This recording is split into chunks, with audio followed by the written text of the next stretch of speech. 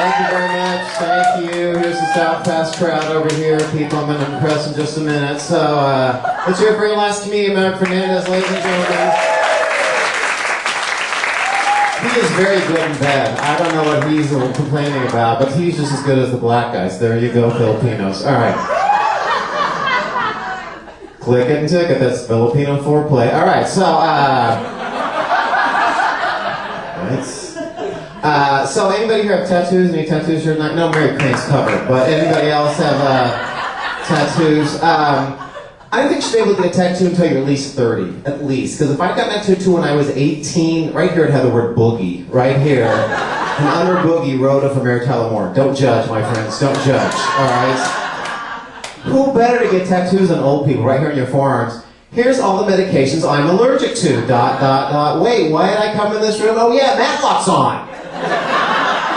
Who wouldn't want that? This guy that works at Buster's, which is the coffee place right down the street from us, and these huge, gross letters all around his wrist, it says, "To thine own self be true." Wouldn't it be easier to have a conscience, really? With less threat of infection, because really a conscience doesn't really get a lot of infection going. So, tattoo chunk, thank you very much. All right, so, I have 2 children, and if it's true that you find out what you're good at, the money will come. My children will be millionaires in complaining, because they are the kings, the Tiger Woods of complaining all day. It never stops. The floor hurt me. There's too much air. The chicken's too chickeny. The chicken's too chickeny. Help me, Super Nanny, please, right now. All right. That drove me to my breakdown on the way home from church, which is my way of saying to church, I've learned nothing, because we stop at on the way home from church, we stop and get donuts.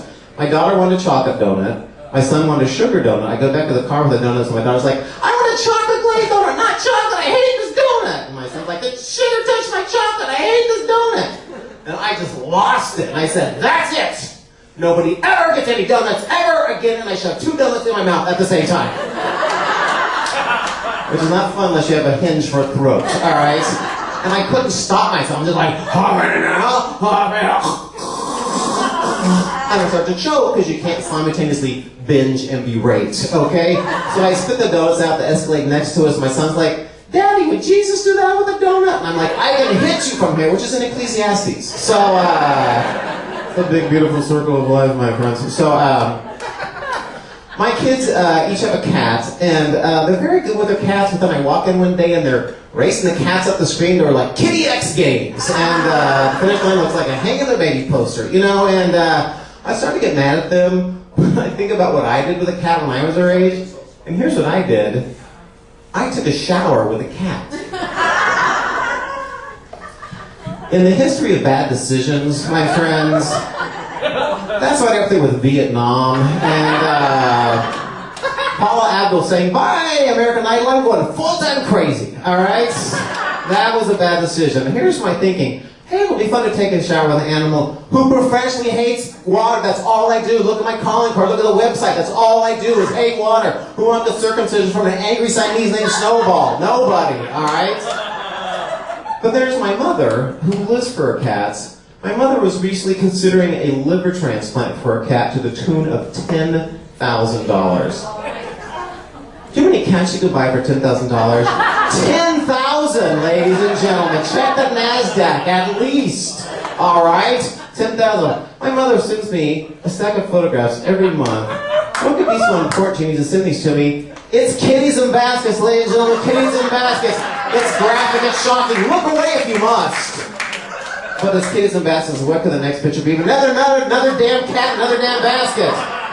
We're the PETA people you need, and why can't go red paint on my mother's can of Sure Shot, for God's sakes? What's this picture? Oh, look, it's 2 kitties on the kitchen counter. Oh. Hey, Mom, what's the secret ingredient in your bun cake? Feline dander. Okay, great. Here we have Kitty sitting on Bible looking at light. Which I know for a fact this cat is an atheist. This is cat irony, my friends, right here. Cat irony. And here we have, yes, here it comes.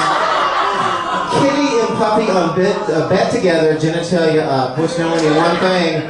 Kobe Bryant's in town. Yeah, it's a rape joke. Get over it, my friends. All right. All right, so,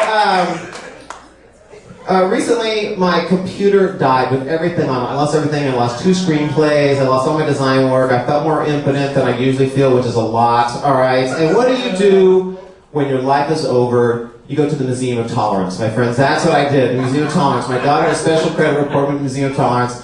Museum of Tolerance has the only gift shop that sells tears. I don't know if you've ever been there before, but you run it over there.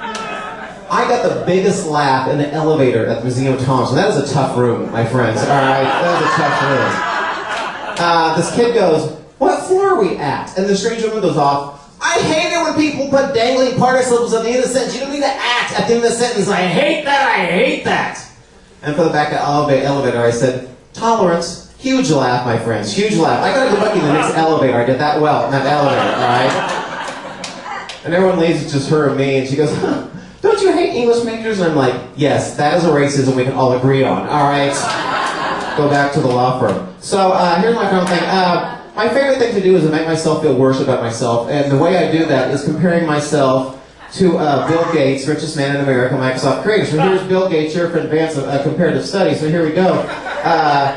Bill Gates' personal net worth over $65 billion. Vance recently had phone turned back on. So. Let's see, what's next? All right, Bill Gates created software used by 40% of Earth computers. Vance has played Atari Pong. So, Bill Gates uses immense personal power to get smaller computer companies shut down. Vance uses immense personal power to get extra sprinkles of pinkberry. Sweet, my friends. I win that one, all right? Bill Gates, every room in his 66,000 square foot home is set to automatically adjust to the preferred temperature, music, lighting, and art of the person who enters. Vance, every room in his 900 square foot duplex has a giant wad of cat hair the size of John Goodman and a copy of Atlas Shrugged. And let's go to the last one. Bill Gates spends money and influence to get underprivileged children vaccinated around the world. Vance has seen vagina. So, thank you very much. That's my time. Thank you very much. Thank you.